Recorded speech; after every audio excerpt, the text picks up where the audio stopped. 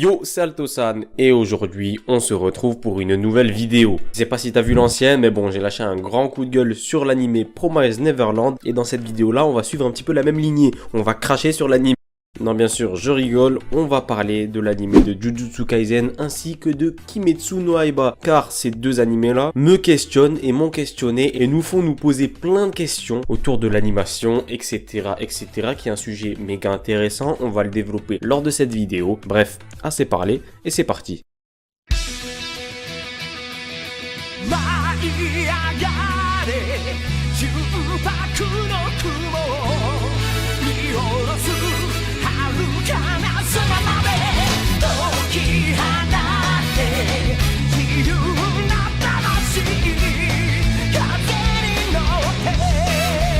Je sais pas si t'as remarqué, mais ces deux dernières années sont sortis deux animés totalement incroyables. D'un côté, Demon Slayer, sorti en 2019, adaptation bien sûr du manga Kimetsu no Yaiba au Japon. Et l'année d'après, Jujutsu Kaisen, adaptation du manga du même nom, sorti en 2020. La similarité qu'ont ces deux animés, c'est qu'ils surclassent la majorité des animés sortis ces 3 dernières années. C'est des animés qui surnagent la catégorie. Depuis que je lis des mangas, je suis des animés, j'ai rarement vu ça en fait. Des animés qui, dans une saison, en fait, il n'y a pas tant de vide. C'est vraiment une animation incroyable du début jusqu'à la fin. On se rapproche même pour certains de la qualité de film directement. Pour Demon Slayer par exemple, je viens de sortir il n'y a pas si longtemps que ça du film Demon Slayer et le train de l'infini. Et personnellement, lors du film, j'ai pas senti un gap de fou en termes d'animation comparé à la saison 1 que j'avais vu précédemment. C'est te dire le niveau de l'animé. D'habitude, voilà, je vais te sortir un peu le classique shit. Animation normale, stable, dans les scènes d'action ça pète, et le film, quand il y a un film One Piece qui sort, là oui, là c'est de l'animation stylée du début jusqu'à la fin. Or là non, ces deux animés là ont décidé dès le début, et surtout ces deux studios d'animation, le premier Ufotable ou Ufotable, tu dis ça comme tu veux, et le deuxième Mappa Studio, qui se sont occupés d'un côté de Demon Slayer et de l'autre côté de Jujutsu Kaisen, ont décidé dès le début de mettre le paquet sur ces mangas respectifs. Le résultat s'est très vite fait sentir, et j'en parlais lors d'une dernière vidéo. L'animation, ça attire au-delà du manga en fait, déjà de base. Si un animé est ultra bien animé, ça va attirer les gens, même s'ils n'ont pas envie de lire le manga, même s'ils n'ont pas envie de s'intéresser à l'animé ni à l'histoire, ils vont quand même voir. Il va y avoir des clips qui vont tourner sur tout internet, et ça va t'intéresser en fait. Tu vas te dire, mais putain, c'est quoi cet animé avec une animation de fou? J'ai envie de le voir, même si l'histoire, je m'en bats les reins. Alors je me suis toujours dit, imaginons si un putain de manga était animé avec une animation de fou furieux, de psychopathe, et sur toute une saison en fait. Et Demon Slayer a été la démonstration de ce que ça donne. Ça a été incroyable, je vais pas vous mentir que la vague Demon Slayer qu'il y a eu dans toute l'année 2019-2020, c'était incroyable. Les ventes du manga se sont envolées vers l'infini et l'au-delà. Ça a dépassé du One Piece, que dis-je? Ça n'a même pas dépassé One Piece. Ça faisait des fois le double, le triple score de One Piece, laisse tomber. C'était un délire incroyable. Et tout ça, bien sûr, c'est dû grâce au manga, parce que c'est l'histoire originale. L'anime a été une pièce centrale de ce développement.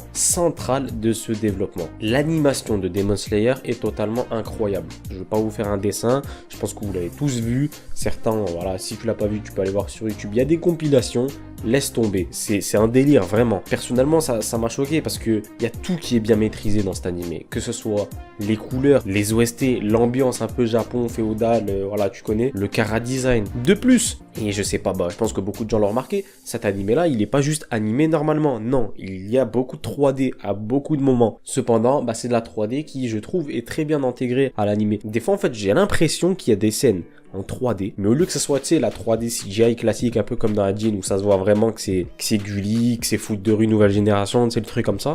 Mais en fait, on dirait qu'ils dessinent par-dessus la 3D, certains. T'as la 3D, en fait, t'as les personnages qui sont faits en 3D, mais il y a une sorte de filtre où on a l'impression, en fait, que c'est pas de la 3D, que c'est animé normalement, alors que c'est bel et bien de la 3D. Et ce filtre-là, en fait, te sort pas du trip, quoi, parce que quand tu vois des scènes en 3D, on dirait que c'est l'animé, on dirait que c'est animé, voilà, au crayon, etc.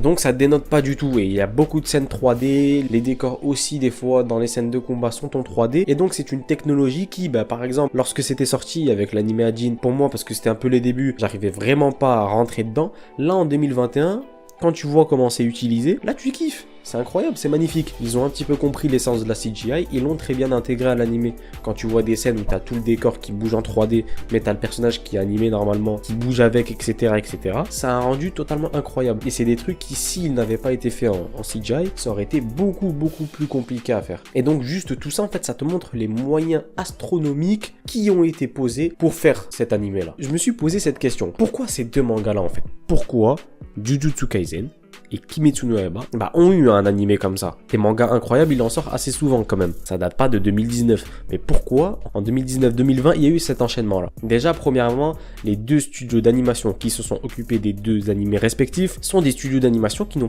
pas tant fait que ça d'animé. Prenons l'exemple du Ufotable, celui qui a fait Demon Slayer, en dehors de Demon Slayer, qui est sorti en 2019. Et depuis 2010, ils se sont occupés de 6 séries. C'est pas la production de ouf où tu vas voir des productions de fou furieux, 5 animés de saison sortir directement. C'est un studio d'animation qui n'a pas eu de gros nom. Le plus gros nom avant Demon Slayer, c'était Fate Zero. Et je vais pas te mentir que bon voilà, Fate Zero, c'est cool, ok, mais on n'est pas sur le blockbuster non plus.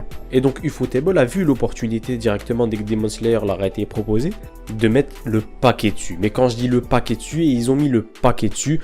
Et ils ont eu bien raison parce que les retombées n'ont été que bénéfiques. Maintenant, Ufotable, dès que tu vois Ufotable, tu te dis c'est Demon Slayer.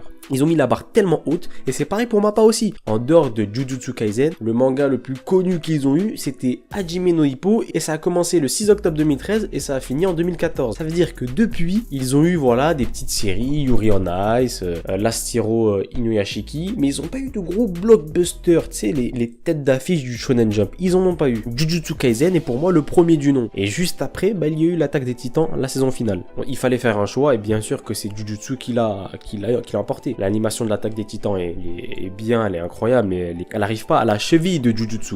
On espère que la partie 2 en 2022, qui leur laisse plus de temps pour faire péter le budget, soit meilleure. Mais là, entre la saison finale partie 1 de l'Attaque des Titans et la saison 1 de Jujutsu Kaisen, il y a 3 planètes de différence, je vais pas te mentir, c'est pas rabaissant de dire ça, mais c'est visuellement vérifiable. Et donc, on peut voir que pour ces deux mangas, déjà, première similarité, c'est quasiment en fait les œuvres les plus connues animées par ces studios d'animation. Avant ça, ils n'avaient pas eu en main tant d'œuvres à succès. Deuxième point commun, parce que tu peux pas faire ça avec n'importe quel manga, le scénario ainsi que la narration, elle est propice à mettre le paquet et à mettre le budget. Parce que Jujutsu Kaisen ainsi que Demon Slayer, c'est pas des animés fleuves. Et qui dit animé fleuve dit que tu peux pas mettre un budget de fou sur plus de 15 ans et de 10 ans d'animation, c'est impossible. Jujutsu, c'est facilement découpable en arc. Il y aura, 5 saisons, 6 saisons, je pense, grand max. Demon Slayer, pareil, 5 saisons, 6 saisons, grand max. Donc c'est faisable, c'est surtout rentable de le faire. Et ils l'ont fait. Et je suis tellement content. Franchement, mon avis personnel, je suis tellement content qu'ils aient fait ça. Parce qu'en fait, en faisant des trucs comme ça, ça peut faire qu'évoluer le monde de l'animation, en parlant bien sûr des animés japonais. Ça peut faire qu'augmenter de niveau le milieu des adaptations animées de manga. C'est en donnant au public mainstream de la qualité supérieure des animés de fou, tu les habitues à mieux en fait. Tu les habitues à mieux, tu leur montres qu'une animation comme ça, c'est possible, et t'éduques un petit peu les gens qui te regardent à faire la différence entre animé incroyable et animé à l'animation, voilà quoi, réduite, aux moyens réduits aussi. Ces animés là sortis coup sûr nous posent une question fondamentale en fait. Est-ce qu'il ne faudrait pas systématiquement mettre le paquet sur des œuvres qui ont toutes ces conditions réunies, c'est-à-dire la narration qui est adéquate, quelques saisons, voilà, 5-6 saisons grand max, des mangas bien sûr à potentiel, voilà, on va pas te mentir, qui soient un petit peu dans le panier haut du Shonen Jump, très connu, voilà, grosse fanbase, et qui soit donné à des studios d'animation qui ont envie de faire leurs preuves et qui n'ont quasiment jamais eu de grosses séries dans leur actif, dans leur catalogue. Est-ce que dans le futur, par exemple, cette méthode-là, alignement des étoiles serait pas systématique? Bam, haut du panier du Shonen Jump, ok, on va te passer un studio d'animation qui a pas fait ses preuves, mais on va lui blinder de moyens, le temps, etc., etc., et ça va être la classique. Ça va donner la chance à certains studios d'animation qui n'ont pas été mis en lumière, ça va leur donner aussi envie de mettre le paquet. Est-ce qu'on se dirigerait pas petit à petit vers ça? Bien évidemment, c'est ce qu'on espère tous. On espère tous que voilà, d'ici 5-6 ans, des animations comme Jujutsu Kaisen ainsi que comme Demon Slayer ne soient pas juste les deux ovnis de ton catalogue, ça soit maintenant beaucoup plus répandu. Et récemment, bien sûr, je suis tellement déçu parce qu'il y avait un manga qui, pour moi, remplissait toutes ces caractéristiques-là. Il avait réuni toutes les caractéristiques pour être le futur Demon Slayer, pour être le futur Jujutsu Kaisen. C'était pour moi Tokyo Revenger. Tokyo Revenger, pour moi, il avait un petit peu toutes ces caractéristiques caractéristiques-là, manga qui a une grosse fanbase, tu peux l'adapter en 5-6 saisons, et il a été donné au studio d'animation Liden Films, qui a pas aussi de gros blockbusters à son actif. Une grosse animation, plus pour Tokyo Revenger, qui a pas tant de pouvoirs magiques, etc. C'est plus des combats de rue, donc juste, voilà, des combats au corps à corps de façon stylée. J'aurais tellement kiffé ça, par exemple. Je me suis dit que, voilà, toutes les étoiles étaient alignées pour ça. Or que Nini, tu le vois directement dès l'épisode 1, l'animation autour de l'anime Tokyo Revenger, c'est loin d'être ouf. Et vraiment, je suis gentil en disant ça. C'est pas joli à voir. Et je suis extrêmement déçu parce que je me suis dit, en fait, c'est avec Tokyo Revenger, il y aurait une animation comme ça. Je me serais dit que voilà, c'est bon. On est parti pour 5-10 années de caviar sur caviar. Or, bah, on le voit, c'est faux. Ça s'explique aussi parce que, bah, Luden Film en 2021, bah, ils ont 8 séries en cours. Alors que on n'a même pas fini 2021. Il y en a qui vont se rajouter à la liste. Ils ont 8 séries à gérer en cours. Après, ils ont plusieurs studios. Ils en ont 3 pour sortir en grande quantité des animés. Mais quand même, tu vois, quand je me dis Tokyo Revenger, c'est un gros nom, t'aurais pu faire ça. Et ça aurait été magnifique, ça aurait été magique. Il avait le potentiel en termes d'animation pour faire du lourd dessus. C'était le Japon un peu gangster, etc. T'aurais pu faire des trucs de fou. Il y a un peu des super pouvoirs, voilà, voyage dans le temps, etc. Mais à part ça, sinon, c'est la rue, la vraie. Mais ça n'a pas été fait. Mais voilà, mais cette stratégie-là, ça te donne des gâchis. Tokyo Revenger en est un. Après, je dis pas qu'on n'est pas à l'abri que lors d'une scène de combat, ils mettent le paquet sur l'animation. Mais grosso modo, quand tu vois, je sais pas moi, les 4-5 premiers épisodes, logiquement, c'est les premiers épisodes où, tu vois, c'est là où il y aura le plus de monde qui vont regarder l'œuvre. C'est les premiers. C'est là où le plus de gens vont regarder l'œuvre parce qu'ils sont curieux, etc. C'est là où tu dois mettre le paquet. C'est pas le cas. C'est loin d'être le cas. En tout cas, voilà pour cette vidéo. C'était vraiment, je me questionnais, t'as vu. Ça fait longtemps qu'on regarde des animés. Je pense que je suis pas le seul, vous aussi. Et c'est rare que deux animés de fous furieux comme ça sortent en l'espace de minimum un an. 2019-2020. C'est ultra rare. Et on est en droit de nous poser la question, de nous dire, est-ce qu'il n'y a pas un truc qui change en fait en ce moment? Est-ce qu'on se dirige pas vers tous les 1 an, 2 ans, maximum 3 ans, un putain de blockbuster animé de fous furieux? Parce que là où avant, les gens étaient sceptiques, là maintenant tu le vois en fait. Bonne animation, bon manga, ça se traduit directement par pub énorme pour ton studio d'animation, bon dans les ventes du manga, laisse tomber, et popularité sur les réseaux sociaux, autour de l'animé que tu proposes, autour de l'animation que tu proposes, de fou.